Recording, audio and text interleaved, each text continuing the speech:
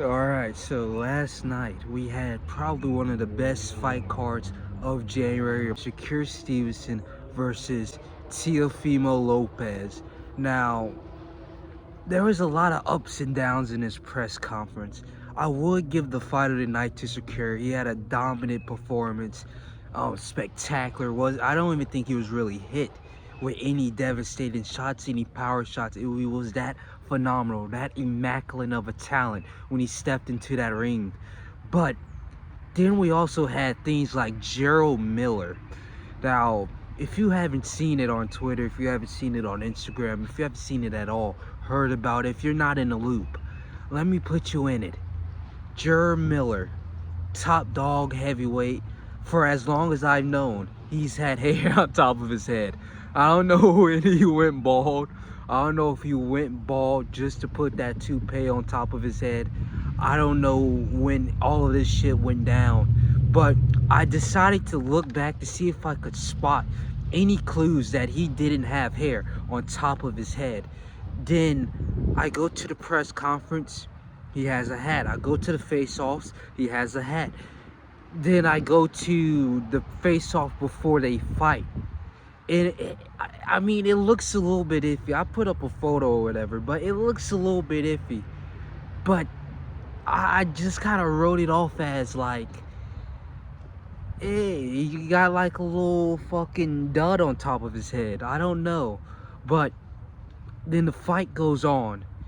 He's pushing his head, knowing he has fake hair on. He's pushing his head into the chest of Ibo, right? He's like headbutting him. He's going down like this, punching like he always punches. His hair never came off before this. I watched him against Andy Ruiz. His hair never came off. Every fight, Anthony Joshua, even though that fight never came to fruition. Anthony Joshua, Tyson Fury, I'm watching all these fights. He does the same thing. His hair has never came off. What has changed? And then if you're looking at his opponent is as bald as the fucking sun. I don't know. His opponent's hair shining. I said hair shine. Head shining. His opponent as bald as him. What's up with the difference of pride there? Now, I'm gonna be real. That whole hair debacle kind of discombobulated my mind. I don't know who won the fight. I watched all 12 or all 10 rounds. I don't know who won the fight. But moving on, we had Emma Williams in what Showbiz called a Wendy's croissant or toussaint. Whoever, it was a late fight replacement and almost won the fight. The first like 5 rounds, because it was only 10, the first 5 to 6 rounds was looking a bit iffy for Emma Williams, where he would land 2-3 shot combinations, but the movement of toussaint was so overwhelming. The circling, he will come in with a jab every once in a while, then move out of range, jab, uppercut, because Emma Williams' head was a little bit down, pushing forward or whatnot. It looked a little bit iffy at the start of it, but then he started to catch a second wind, noticed that he can seriously hurt toussaint or croissant, and he started to land his power on him, really started to do a lot of damage. And then I think it's around the 8th or the 9th round where he knocks him down, drops him, or seriously hurts him. But then he finishes it off with a horrific knockout. Honestly, it was the uppercut that got him. I'm gonna play the clip. I'm a little bit fuzzy. That was right after the Gerald Miller debacle. All the memory isn't there yet. Okay, all the memory isn't there yet. 8th and 9th round knockout. And then after that, things started to heat up. We had my guy Shushu Keratin going against Castro.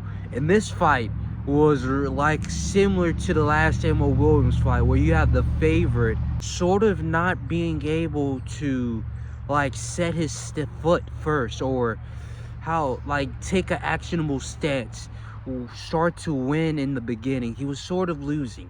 Now, Castro, he started to, break the ice quickly. Where'd I get this from?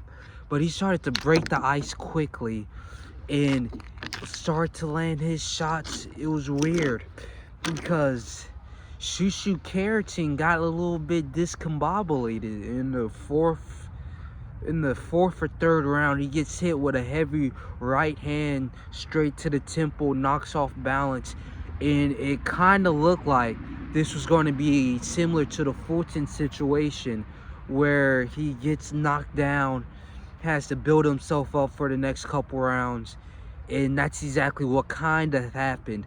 But once Keratin kind of find his momentum, find his wave, he started to move a lot more differently, move with a lot more confidence, started to land a lot more, and then at first it looked like Castro held all the power.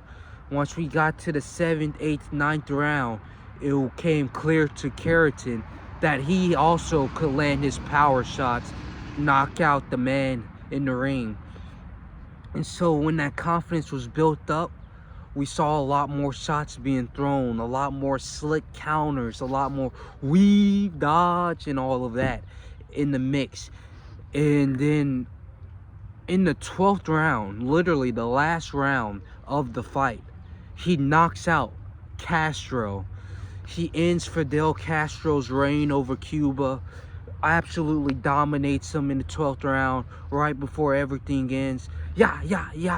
Knockout, cold out on the floor, holding his head. He couldn't believe what happened. The champion, the head of the snake, got cut off and the body was left lingering in the field, and that was all she wrote. Now, moving on to the next fight, one of my favorites besides Teofimo Lopez, besides the main event, was Keyshawn Davis versus Jermaine Ortiz. I don't know what was in the air tonight, but there was something going around where the favorites started off on the wrong side of the bed, where it looked like they were going to get slept early. And this was the same for Keyshawn Davis, where Keyshawn, I'm expecting Jermaine Ortiz to do a lot of movement, stay out of the range, circle on the outside of the ring. No, this man went straight in the middle, straight in the pocket, stood his fucking ground, stood his base. If you ever heard Conor McGregor, he stood his base. And it looked like Keyshawn was in for a terrible, horrific night. He couldn't catch his field, he couldn't catch his balance. And I started to realize this and recognize that Jermaine Ortiz is a disruptor of, I don't know, he is like a disruptor of top level talent. He did it with Teofimo Lopez. He didn't really do it with Lomachenko, but he showed what it would look like to fight Devin Haney, and it was a pretty tough opponent for Lomachenko. But he has this weird ability to change his style perfectly just to disrupt his opponent, and he did that fucking amazing. Where at first 3 rounds out of 12, he's able to just move in, land the uppercuts, hooks, jab was a little bit better than Keyshawn Davis. Keyshawn couldn't really find his footing, couldn't really find his jab, and so he dominated Keyshawn. And then the 4th and the 5th round, Keyshawn started to catch up, started to level the field, and Jermaine Ortiz completely changes his style, where it's like this weird, awkward, unorthodox style where his hands are down, he's moving all weird, he's doing like this weird chicken flap thing when he's out of range. I don't know what it's for, but just playing wicked mind games on Keyshawn Davis, and it was working. Oddly, it was working, and Keyshawn couldn't really find him. But then the 6th to the 11th round, or I guess I should say 6th to 12th, because ever since those 2 rounds or 5 rounds of being discombobulated, he found his mind, I guess. He found the way he was going to punish Jermaine Ortiz, and he stuck to that game plan for the next 6, and he fucking got that man out of here. Now, how do you put this? He found his jab. He started to really seriously damage Jermaine Ortiz with the leading jab. But then he started to work in the hooks, the uppercuts, the power shots later on in like the 9th or 12th rounds. And literally, I think in the 9th round, he lands a devastating body shot, which didn't look like much. It was just a grazing off the body shot. Drops Jermaine Ortiz. He's forced to take a knee. Then in the 12th round, he does the same with 13 seconds left. Literally, 13 seconds left. In my opinion, he should have just let the fight continue and run on. There was 13 seconds left. He would have had a 10-second, like a minute to catch his breath. But instead, he had this thing where, I don't know, I guess he saw Jermaine Ortiz take too much damage after that 9th round body shot, and he ended it the second he took a knee. I felt like he could have just let him survive the last 3 seconds of the round, but I don't know. I'm not the referee. But it ends in the 12th round, 13 seconds left, and then we have this, I guess, phenomenal moment. Oh, Keyshawn Davis, after feeling like he was going to quit boxing, comes with an epic knockdown or knockout over Jermaine Ortiz and completely dominates Jermaine Ortiz after almost losing. But after it, if we're talking about dominance, there is no dominant performance in my life that I have ever seen compared to this. Literally, not a single one.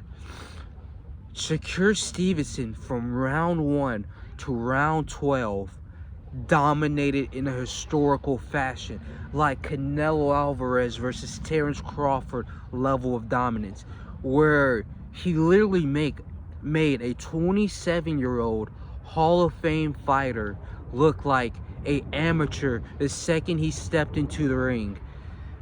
The takeover got dominated, literally taken over in a way that I have never seen before.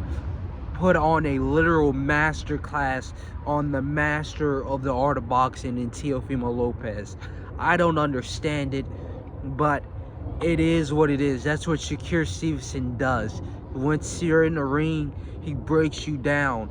And I'm going to go over it because it was very simple how he made Teofimo Lopez looks like a fucking amateur. And that sounds wild. It was simple, but it was simple. Teofimo Lopez fights in an orthodox stance, and that was his weakness going against this southpaw, because with this southpaw in Shakur Stevenson, his back foot, which would have been his left leg, was able to stay. I'm gonna give you a little foot position. This is Shakur Stevens' back foot.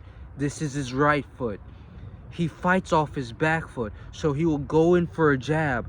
The second you try to punch him, he steps his left foot back, and it creates this massive void of space where Teofimo Lopez will throw a shot, overextend himself to throw another shot, and he steps his right foot, which will be his back foot, over his left, leaving him in compromised position for Shakur Stevenson, who still had a fundamentally sound base, because all he did was step his left foot over and didn't overstep his leading foot.